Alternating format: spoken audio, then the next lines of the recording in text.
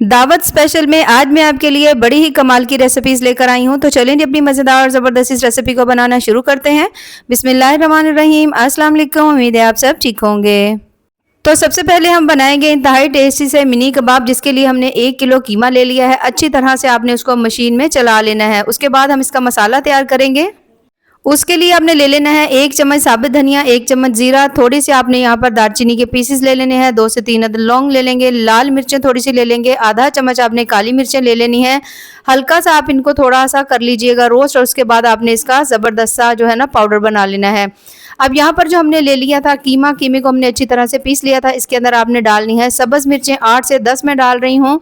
मिकदार अगर ज़्यादा तीखा पसंद नहीं हो तो थोड़ी कम कर लीजिएगा। उसके साथ ही 2 अदद प्याज का पानी निकाल करके बारीक चॉप करके डाल देना है। सब्ज़ धनिया डालेंगे, अभी जो मसाला बनाया था वो शामिल करेंगे, और उसके साथ अदरक लहसुन का पेस्ट है, नमक है, हल्दी है। इन सभी चीज़ों को अपने टेस्ट के हिसाब से भी आप डाल सकते हैं। 1/4 चम्मच आपने इसमें मीठा सोडा ज़रूर डालना है, ठीक है। अब आपने इन सभी चीज़ों को अच्छी तरह से मिक्स कर लेना है।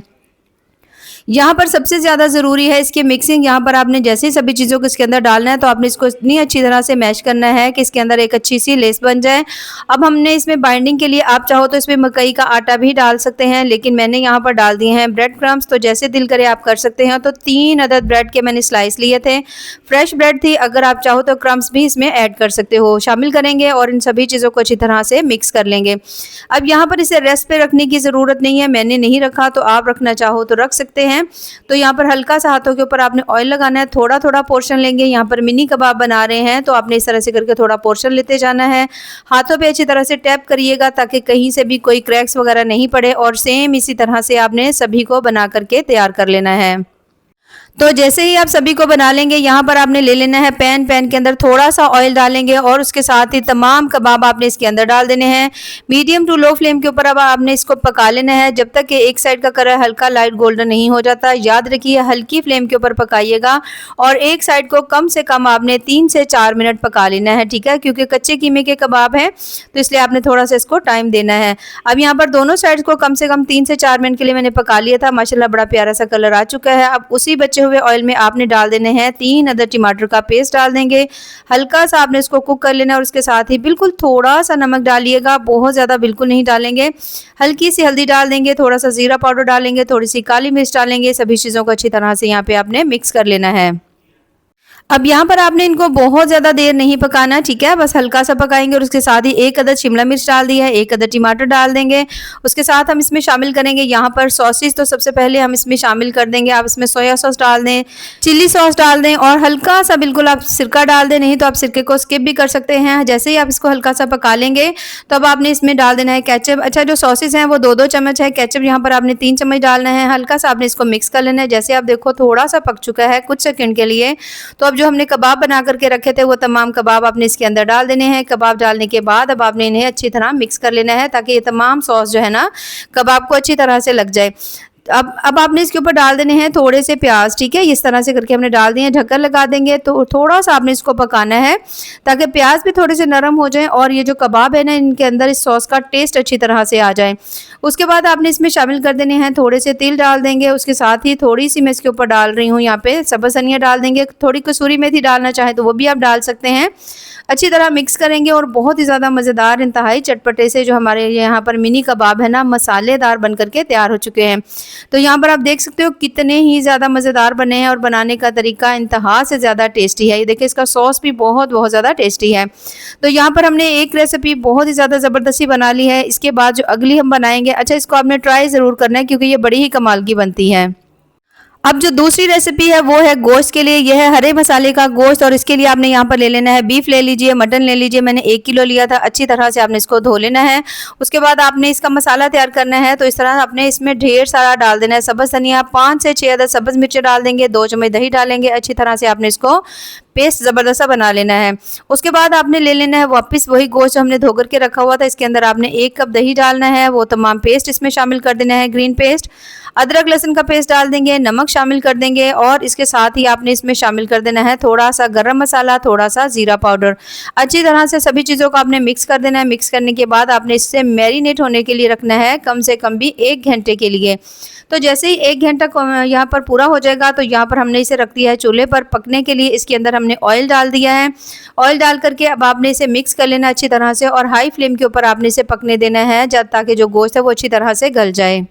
तो जब तक गोश्त अच्छी तरह से गलता है एक मसाला तैयार कर लेते हैं। 2 चम्मच आपने ले लेना है ऑयल और उसके अंदर आपने 3 अदद मीडियम साइज़ के प्याज डालने हैं। अच्छी तरह प्याज़ों को हल्का सॉफ्ट होने तक पका लेना है। खड़े मसाले शामिल करेंगे, आधा चम्मच साबुत धनिया, आधा चम्मच जीरा डाल देंगे। थोड़ी सी आपने काली जो मिर्चें होती हैं वो शामिल कर देनी है। उसके साथ थोड़े से लौंग डाल देंगे, दालचीनी के पीसेस डाल देंगे और हमने इसमें डाल दिए थोड़े से बादाम, थोड़ी सी सौंफ ज़रूर डालिएगा और अब आपके पास अगर काजू हो तो वो डाल लीजिए, नहीं तो यहाँ पर आप इसमें 4 मग्स भी ऐड कर सकते हैं। सभी चीज़ों को हल्का सॉफ्ट होने तक पका लेंगे और जैसे ही सभी चीज़ें सॉफ्ट हो जाएंगी तो यहाँ पर आपने इसे डाल देना है जूसर वाले जग में और उसके अंदर आपने डाल देना है 3 से 4 चम्मच दही डाल देंगे। अच्छी तरह से पीस लीजिएगा। ज़बरदस्त ये देखिए पेस्ट बन चुका है। अब यहाँ पर जो गोश्त था उसे पकते हुए कम से कम 40 से 45 मिनट हो चुके हैं। दरमियान में मैंने इसे 1 से 2 दफ़ा चेक कर लिया था।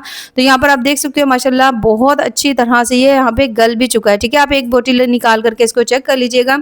अब आपने इसको हाई फ्लेम के ऊपर भूनना है और उसके साथ ही अभी हमने जो पेस्ट बनाया हुआ था ना वो तमाम पेस्ट आपने इसके अंदर डाल देना है। अब यहाँ पर माशाल्लाह से गोश्त भी बहुत अच्छी तरह से गल चुका है, पेस्ट भी हमने अच्छी तरह से पकाया हुआ है, तो आपको इसकी कुकिंग पर बहुत ज़्यादा टाइम नहीं लगेगा। बस आपने इसको कुछ देर के लिए हाई फ्लेम के ऊपर इतनी अच्छी तरह से पका लेना है कि ये जो मसाला है ना वो अच्छी तरह से बोटियों के साथ लग जाए।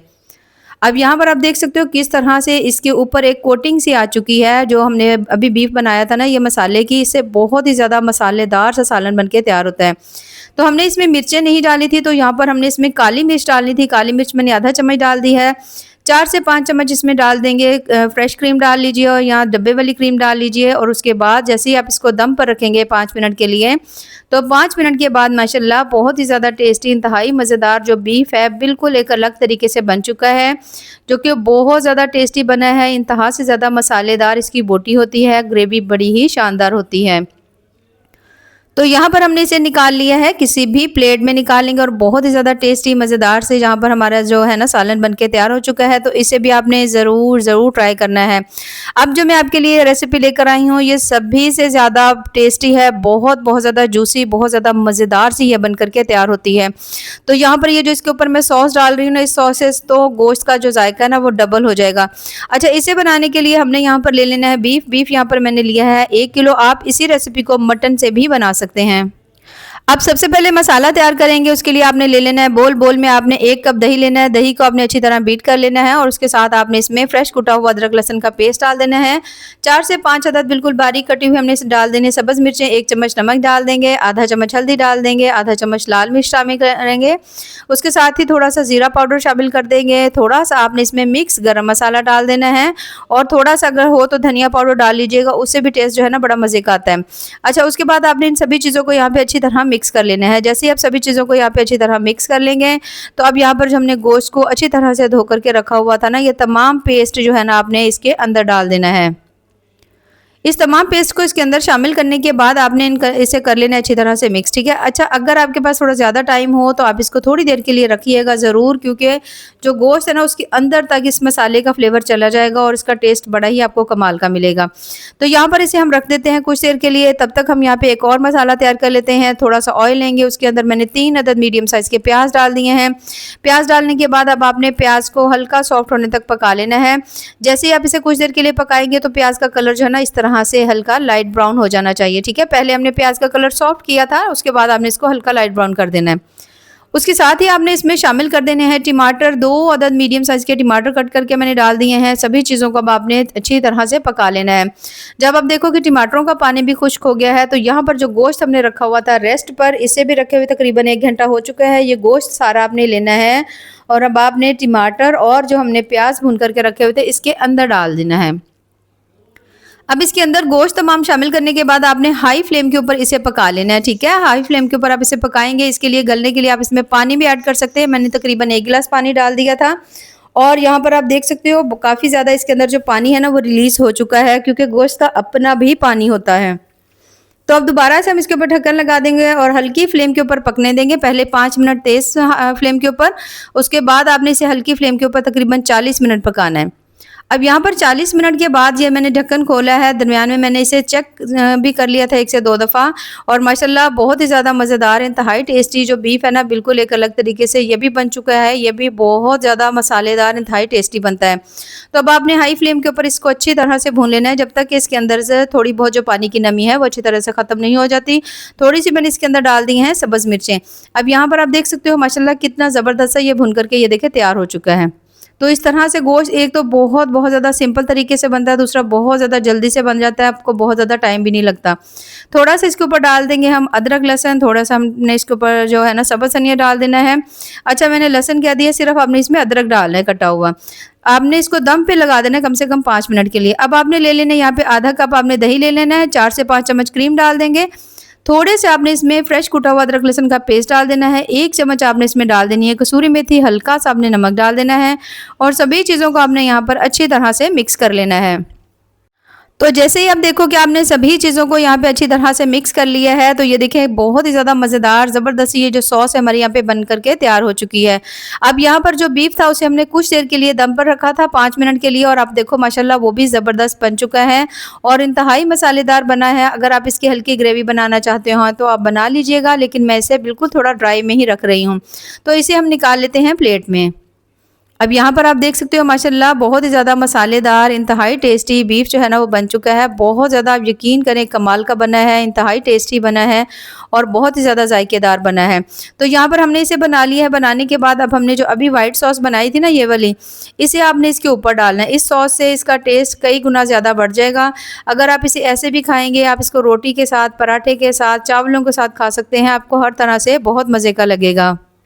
तो आपने भी इन सभी रेसिपीज़ को ज़रूर ट्राई करना है क्योंकि ये सभी बहुत ज़्यादा मज़े की बनती हैं। बाकी दुआ में याद रखिए। अल्लाह हाफ़िज़।